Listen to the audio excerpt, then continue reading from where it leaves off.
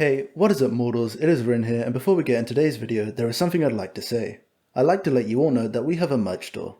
Some of the items in it are only available for a limited amount of time, so if you're interested, go into the description and check it out. Each purchase helps us make more content. Secondly, if you didn't know, only 7.2% of you guys are subscribed to us, so please hit that subscribe button and click the bell icon. Now with that out of the way, let's get into the video. After the finalizations of the team selections and the enrollment test Kakashi-sensei had laid out for the trio, it was now time for the three genin to face their first mission.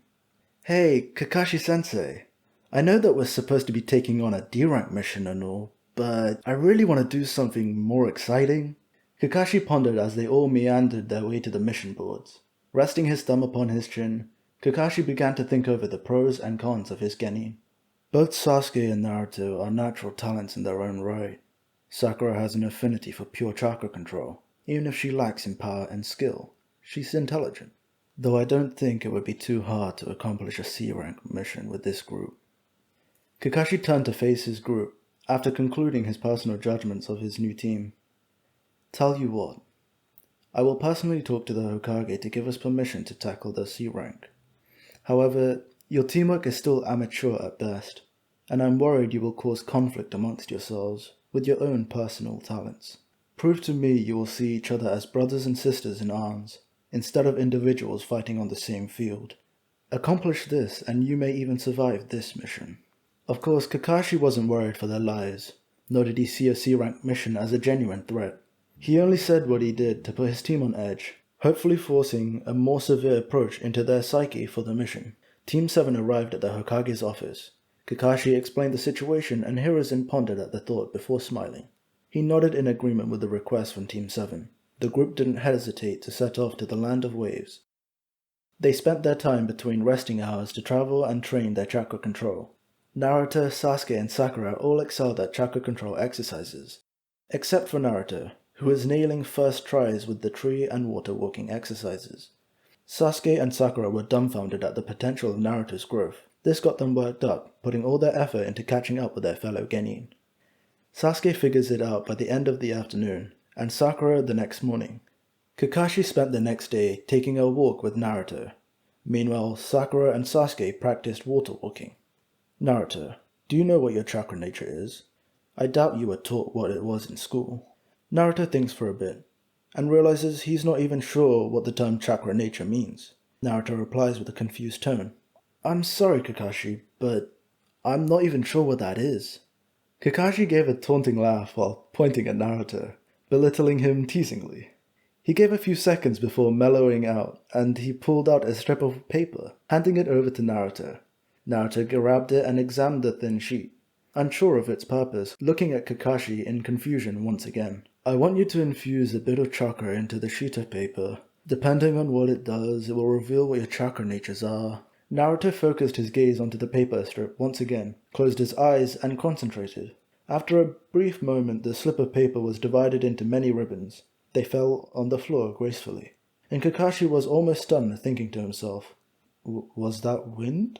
I thought the paper gets cut in half when the wind nature type is applied, but to be cut into ribbons, his affinity for wind must be greater than normal. Kakashi and Naruto stood still. Kakashi still kinda stunned by the paper's reaction, and Naruto waiting for an answer. I see. Looks like wind is your affinity, Naruto. Congrats. Before we get back into the story, I'd like to say we've got a second channel called Anime Deep Dive. Anime Deep Dive goes deep into the facts and lore of a wide variety of anime. Now in case you guys didn't know, we're a secondary channel to our main channel, We the Celestials. We the Celestials is full of fun what-if stories. If you have a sugar tooth for great storytelling, please give that channel a visit. If you're interested in the content we share with all our channels, make sure you click the icon in the top right corner or check the description below for a link to the channel. Now with that out of the way, let's get back into the video. Naruto's demeanor improved from anxiety to excitement. He was already thinking of all the cool wind jutsus he could learn and apply to his taijutsu. Kakashi and Naruto returned to the camp where Sasuke was standing cross-armed against a tree, giving Naruto a stern gaze out of jealousy for any special training Naruto may be receiving. Meanwhile, Sakura stood on the lake struggling to keep above the water. Alright, listen up everyone!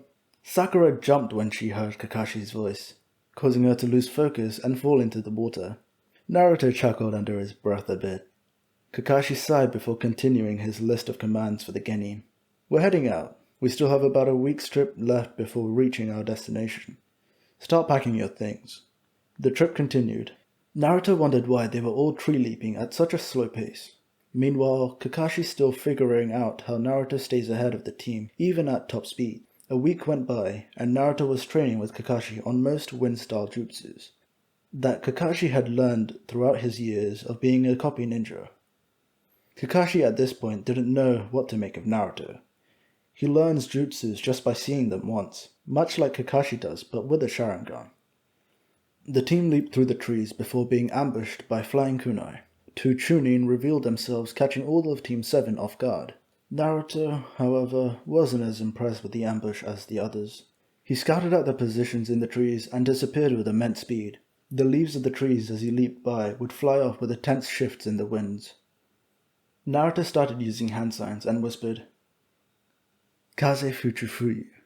Gusts of wind spun upwards from under the two chunin, trapping them upon the top of small tornadoes, turning quickly in circles before Naruto drop-kicked them both down into the soil below. Landing in front of them, Naruto threw his kunais again using hand signs and whispered, "Yadama Furus Saigo." The air currents that surrounded Naruto's projectiles maneuvered them to lift up the chunins by their shirts, hanging them in mid-air. This all occurred before Sasuke and Sakura could even catch up to what happened. Meanwhile, Kakashi was impressed, only being able to see what happened using his Sharingan. Once the chunin gained consciousness once again, they were interrogated, and it turns out the state of the mission is more severe than what the mission briefing originally called for.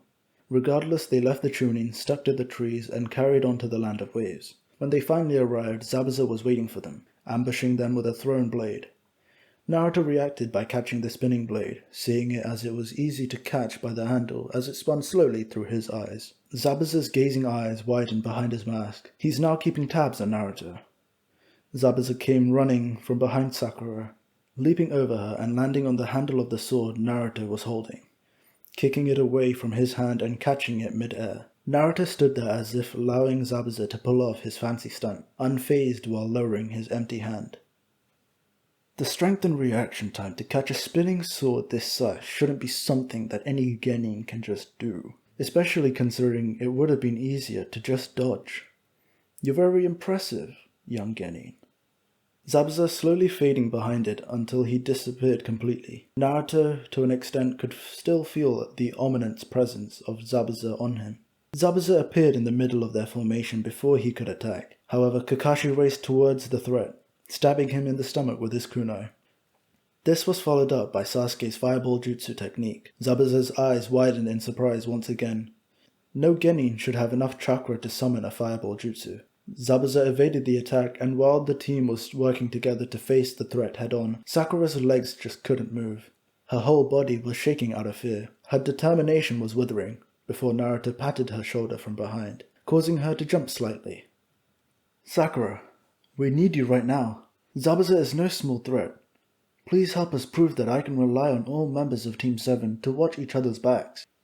Please, help us prove that Kakashi's wrong about us."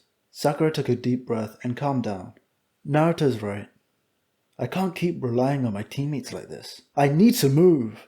She lifted her kunai out of her satchel before spinning it around her finger to catch it. She took one last look at Zabuza before lunging forward with no real point of direction or plan to follow up on. She gripped the kunai tightly in hand, and since her threat level was so low, Zabuza forgot her very presence. A fatal mistake now that she went and stabbed Zabuza from behind. Also, Sakura thought before he used substitution jutsu, switching places with a log.